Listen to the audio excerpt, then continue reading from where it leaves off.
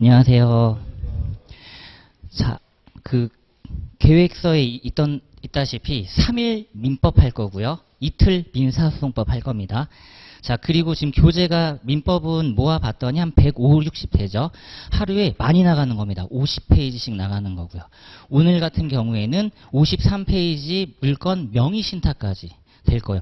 그럼 명의신탁까지 우리가 지금까지 공부했던 내용들을 한번 살펴보면 민법 총칙에서의 A급 쟁점은 소멸시효 하나. 가장 막강하죠. 매년 출제된다고 생각하시면 되고, 물건으로 넘어와선 명의신탁까지 갔다라는 건 소유권 들어왔다라는 겁니다. 그렇죠? 그러니까 충분히 어떤 내용인지 학습이 이루어져야 되겠죠. 자, 그리고 머릿말 좀 같이 한번 보겠습니다. 본서 특징. 책머리 앞에 있어요. 본서의 특징. 기출만 모아둔 교재가 뭐 있을 수 있어요. 있을 수는 있지만 나는 없을 수 있다. 그쵸? 우리 수험생분들은 갖고 있지 않을 수 있다. 근데 저는 만들었습니다. 제가 공부했을 때도 당연히 이런 걸 모아둬야 된다고 생각하거든요. 이유가 뭐냐면, 자, 첫 번째 줄부터 먼저 시작해 볼게요. 문제 자체에서도 견해 대립 시 판례에 따를 것을 가이드라인으로 제시하고 있습니다. 그렇다면 판례 내용은 가장 중요한데, 그렇다면 어떤 것부터 공부해야 되느냐?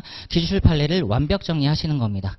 계속해서 기출이 어떻게 나오는지를 제가 책을 다 해놨거든요. 그래서 꺽쇠 1번 보시면 법무사 10년, 법원행시 6년, 사무관 23년까지 하다가 올해 시험이 실시됐을 것 같은데 해서 담당자분한테 문제를 받아가지고 바로 판례를 확인했죠. 그래서 24년까지 넣었고요. 변호사 시험도 올해까지 넣었습니다. 자, 그래서 예시가 이렇게 되어 있고요. 그 다음에 꺽쇠 2번에서는 자, 핵심 관련 판례 정리는 일단 각자 혼자서 공부하시는 걸 좀 추천드려요.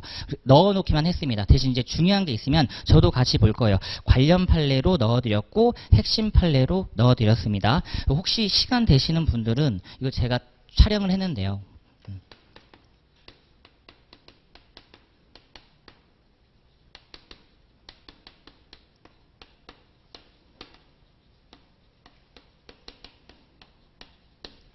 시간 되실 때 가볍게 한번 보시면 되겠습니다. 무료예요. 시간 안 되시면 안 보셔도 되겠습니다. 안 보셔도. 자, 그럼 이제 넘기셔가지고 자, 민법 총칙의 6페이지 가보실게요. 6페이지. 제가 조문을 넣을까 말까 고민을 많이 했는데 조문을 넣었습니다. 조문을 넣었어요. 이유인 즉슨 지금 제 책상을 한번 딱 봐보세요. 내 책상을 한번 딱 봐보세요. 내 책상을. 내 책상에 법전이 있나요?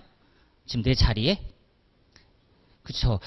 가장 중요한 제가 이거 했을 때도 크게 한탄을 해야 되는데 혹시 우리 수험생분들이 실망하실까봐 살짝만 한탄을 했습니다. 법전, 조문 절대 원칙이에요.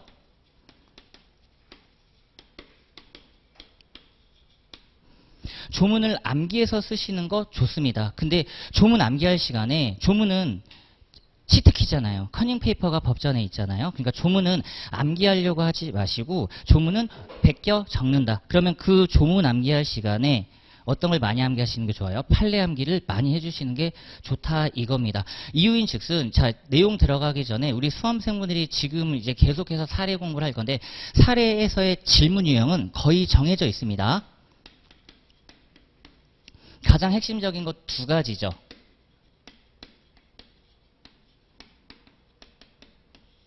청구의 당부입니다. 민법이기 때문에 소의 부적법 각하를 물어보는 건 흔치 않아요. 채권자 취소 소송이나 혹시 제소기간 도과했나? 혹시 피고를 채무자를 잡고 들어갔나? 그러면 각하가 떨어질 수는 있지만 민법에서는 당연히 본안 판단까지 들어가서 청구의 당부를 물어봤다는 건 웬만하면 인용, 웬만하면 기각. 근데 법무사의 특징은 그래도 살짝 이걸 피해가요. 이런 느낌보다 이러한 청구가 가능한가? 이러한 청구가 받아들여질 수 있는가? 이렇게 좀 나오죠. 변호사 시험이라든지 법원 행시는 대놓고 법원의 판결은. 요 문제 유형은 이 느낌으로도 바꿀 수 있겠죠. 자, 그러면 여기서 뽑힐 수 있는 문제 유형이 작년 법무사 기준으로 하고 계속해서 다른 법원 행시라든지 변호사 시험 출제 영역으로 보면 결국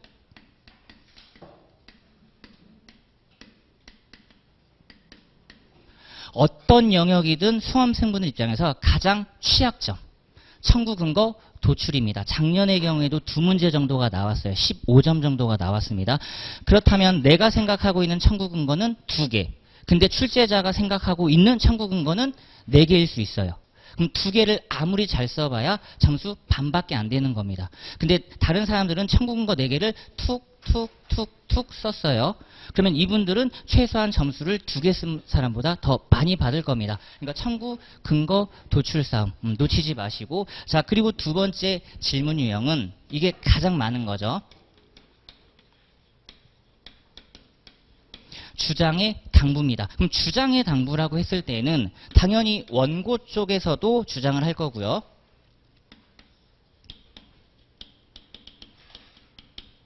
피고 쪽에서도 당연히 주장을 할 겁니다. 자, 근데 문제 유형은 여기가 압도적으로 높죠. 예를 들면 원고의 주장 쪽은 얘랑 같이 살펴봐야 되잖아요. 청구의 원인이랑 같이 살펴봐야 되잖아요. 나의 손해배상 청구권, 근데 내가 주장해야 되고 해야 되는 것은 요건사실론으로 쫙 들어오는 거죠. 민법 750조를 다 건드려야 된단 말이죠. 자, 근데 피고의 주장이라고 했을 때는 압도적입니다. 자, 출제자는 이걸 의도한 거죠. 주장의 당부라고 했을 때. 그러니까 시험장 들어가셔서 질문을 먼저 보셨을 때, 이거 주장의 당부네? 그럼 설문을 이제 위에서부터 차근차근 내려 읽고 나오면, 이거 소멸시효네? 이거 변제네? 이거 상계네? 이거 눈에 보이진 않지만, 너가 할 때 나도 하겠다라고 얘기를 했다 그러면, 동시행 항변권일 가능성이 높죠. 자, 소시, 변제, 상계, 동의항입니다. 근데 동의항은 전범이잖아요.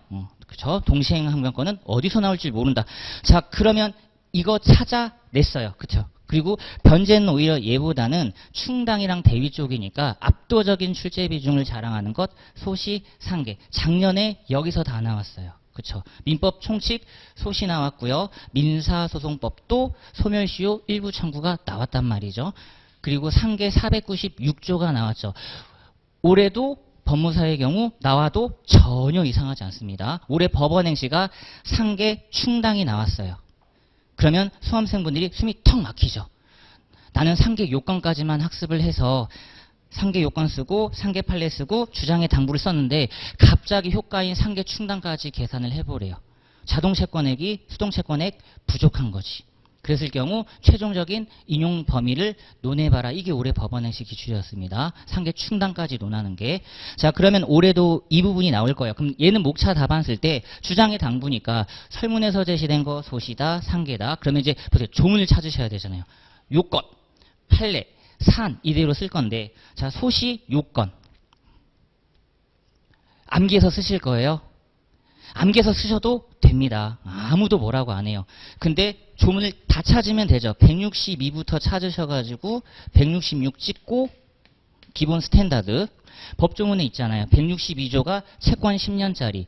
166조는 어떤 조문이에요? 기산점 조문이죠. 그 다음에 나머지 5년짜리는 상법 찾고 3년짜리 163조 찾으시면 다 나올 겁니다. 나머지 기간 조문은 다 있을 거예요. 이렇게 요건 나열을 싹 다 하면 되죠. 근데 상계가 관건입니다. 상계. 상계는 좀 나눠주셔야 되죠. 요건을 적극과 소극으로 나눠주셔야 되는 거죠. 갖춰야 되는 것 492조, 493조 1항, 그리고 여기 소극적인 요건이 496조, A급 498조, 그리고 더하기 성질상 제한. 작년 기출이 여기서 나왔습니다. 그렇죠? 고의불법행위 수동채권에서 상계 주장의 당부를 논했는데 이 요건이 싹 다 누락되면 됩니까? 안 됩니까? 안 되죠. 근데 여기에 혹시라도 내년에 출제 가능성이 높은 것 다시 한번 495조 상계적상의 예외. 그렇죠? 상계적상의 예외. 493조가 상계의 방법이랑 효과 조문입니다. 방법이랑 효과 조문. 그러니까 이런 조문들은 랜드마크 조문을 그냥 딱 하나 지정시켜 두고 그 위아래 어딘가에 있겠죠. 어딘가에 있을 겁니다. 자, 그리고 마지막 질문의 유형이 요즘은 잘 안 나오죠.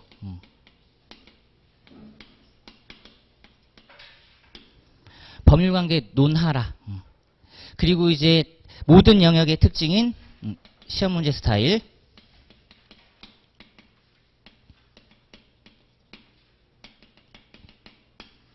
누구 상대 어떠한 소송을 제기해야 되는가입니다. 누구 상대 어떠한 소송.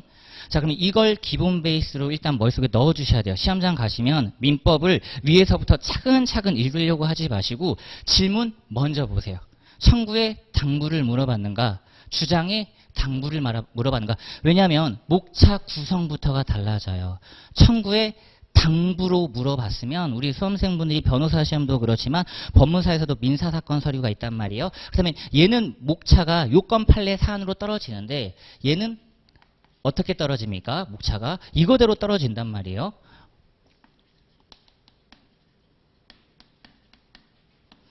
당연히 이거부터 검토를 해야죠.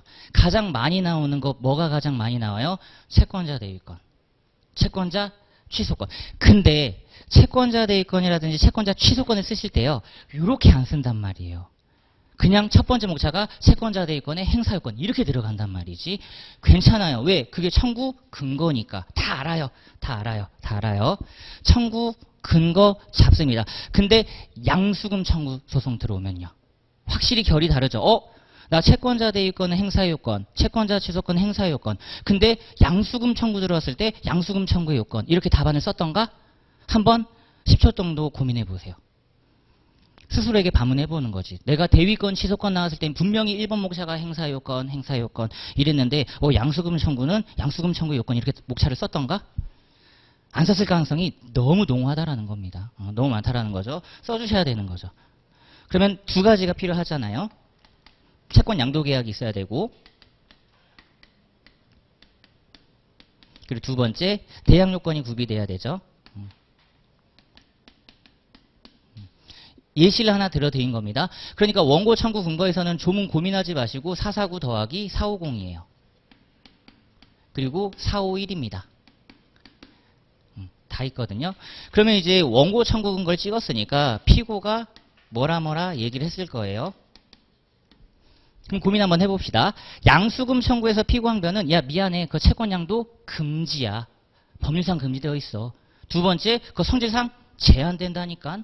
세 번째, 야 양도금지 특약했다고 라고 얘가 항변을 하겠죠. 그리고 여기서는요, 야 무슨 소리 하고 있어? 통지는 양도인이 해야 되는데 어디 감히 양수인이 사자통지 대리통지하고 있어. 안 되지 라고 얘기를 막 뭐라 할 거예요. 거기까지는 채권양도 특수항변 사유. 근데 그런 거 말고 이제 순수 이걸로 들어갑니다. 양도인에게 가지고 있던 소시항변, 양도인에게 가지고 있던 변지항변, 양도인에게 가지고 있던 상계항변, 양도인에게 가지고 있던 동양항변을 싹 다 양수인에게 항변할 수 있죠. 그런 걸 찾아내셨을 때 배점이 얘는 15점 이상. 그리고 나서 청구의 당부죠. 그러니까 고민을 한번 해보시라는 겁니다. 내가 그동안 목차를 일관되게 썼을 수도 있는데요. 청구의 당부로 물어봤을 때와 주장의 당부로 물어봤을 때는 조금 결이 달라요. 이걸 누락하시면 안 됩니다. 지금 민사사건 서류 관련돼서 변호사 시험은 소장 기록이 있기 때문에 상관없는데 압류 추신금이 나오면 얘도 당연히 잘 쓰셔야 되는 거예요. 민지법 우리 수험생분이 누구보다 잘 알죠. 압류 추심까지 갔는가, 압류 전부까지 갔는가. 그러면 적법해야 되잖아요. 그럼 적법 요건은 당연히 제3채무자에게 송달되고 채무자에게는 송달 안 돼도 되나? 그런 거 설문에 다 제시될 거예요. 그리고 반드시 나중에 확정돼야 될 거야. 반드시 확정돼야 될 겁니다. 그런 내용들이 설문에 제시되니까 반드시 다 써주시라는 의미. 그리고 배점을 보시는 거예요. 내가 생각하기에는 1쟁점, 2쟁점밖에 안 되는데 배점이 왜 이렇게 높지? 왜 이렇게 높지? 고민해 보셔야 된다라는 겁니다. 숨은 쟁점이 있는 거예요. 자, 그리고 여기서 이제 제가 말씀드리는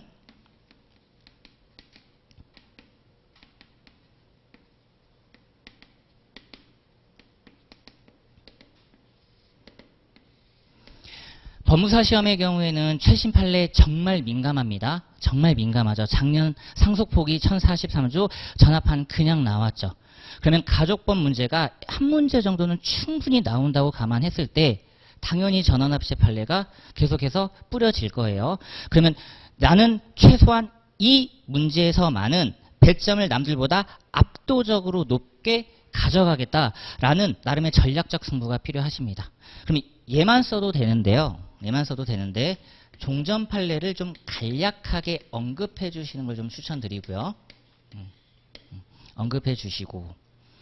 그러니까 작년 법무사 문제로 치면 종전 판례는 이거 어떻게 봤더라? 손자녀한테 넘어갔다. 상속포기 하면. 근데 그게 왜 문제가 생겼는데 요거 기재하신 분들은 지금 이미 합격해서 딴 데 있겠죠. 그쵸? 왜 종전 판례가 문제였는데 그럼 이걸 어떻게 해결하는 게 바람직할까?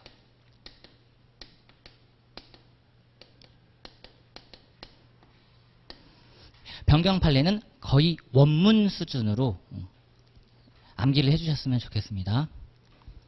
나옵니다. 진짜 전문 암기하시는 분 나와요.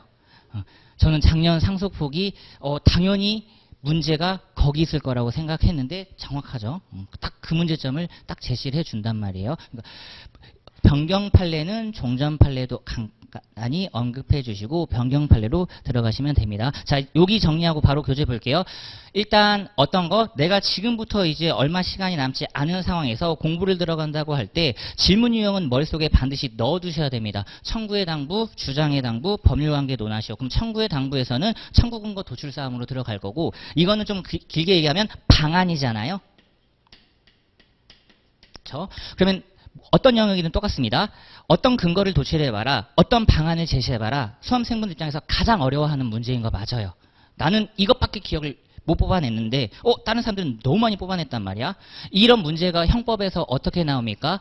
갑의 재책은? 행복하죠. 갑의 재책이라는 질문을 딱 보면 두렵지 않아. 무섭지 않아. 너무 행복해. 왜? 행위가 명확하거든. 그러니까 애매한 것들은 툭 치고 빠진단 말이에요. 근데 얘는요. 더 명확하단 말이에요. 설문에 다 제시됐단 말이에요. 그랬을 경우 우리 수험생분들이 형법 시간에 법조 경합, 상상적 경합, 포괄일제를 공부했단 말이에요. 그렇다면 민법에서도 청구 근거를 도출해 보라고 했어. 근데 청구권이 여러 개 나왔어. 여러 개 나왔어. 그러면 경합한다, 안 한다를 언급해 주시는 게 고득점의 팁이죠. 청구권 경합. 자, 그러면 질문을 해봅니다. 지금 우리 수험생분들이 이 자리에 앉아 계세요. 점유권 가지고 있죠? 점유권. 소유권은 가지고 있습니까? 소유권은 없죠. 근데 지금 내가 보고 있는 책, 내가 보고 있는 볼펜은 소유권, 점유권 다 가지고 있잖아요. 이거는 경합 병존해요? 소유권과 점유권은? 그쵸. 민법에 있어야 돼요. 얘네들은 혼동이란 게 일어나요? 안 일어나요? 안 일어나죠. 안 일어나죠. 그런 게 형법은 죄수론으로 쫙쫙 있는데 민법은 그게 없어서 문제인 거라. 우리 수험생들 입장에서는. 그러니까 계속해서 민법은 이 권리랑 이 권리가 동시에 나올 수 있어? 경합할 수 있어?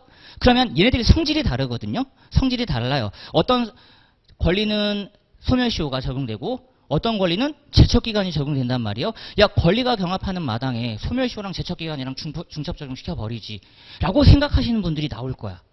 그러면 판례도 당연히 그렇게 나오겠죠. 판례도. 그 질문 유형을 항상 잘 파악하시고 접근을 해보십니다. 쉽게 접근하는 방법이에요. 저는 우리 수험생들 딱 요렇게 질문 유형을 먼저 한번 봐보자. 압도적인 출제자량을 자랑하는 것 두 가지입니다. 자, 그럼 이제 교재 한번 볼게요. 자, 6페이지 법전 이야기 하다가 여기까지 왔네요. 그래서 넣어드렸습니다. 자, 제 1조 관련해서 밑에 핵심 판례는 별표 2개를 하시고요. 별표 2개를. 작년에 나왔던 친족상속법 포함된 전합판 중에 상속포기가 나왔고, 자, 얘는 각자 우리 수험생분들이 학습하십니다. 이미 다들 학습이 되어 있을 거예요. 관련 쟁점이 쭉 밑에 내려와 보시면요. 로마자 2번 보이시나요? 둘, 넷, 여섯, 여덟, 11번째 줄. 민법 1008조의 3. 형광펜입니다. 요조문이에요. 요조문 하나가 더 필요하죠. 제4 주제자입니다. 그러니까 이 조문을 반드시 보시고 들어가셔야 되는 거예요. 상속의 한 특례죠. 특례요. 상속이라는 사실에는 변함이 없고요. 상속의 한 특례입니다. 상속의 한 특례. 이 규정이 왜 중요하냐면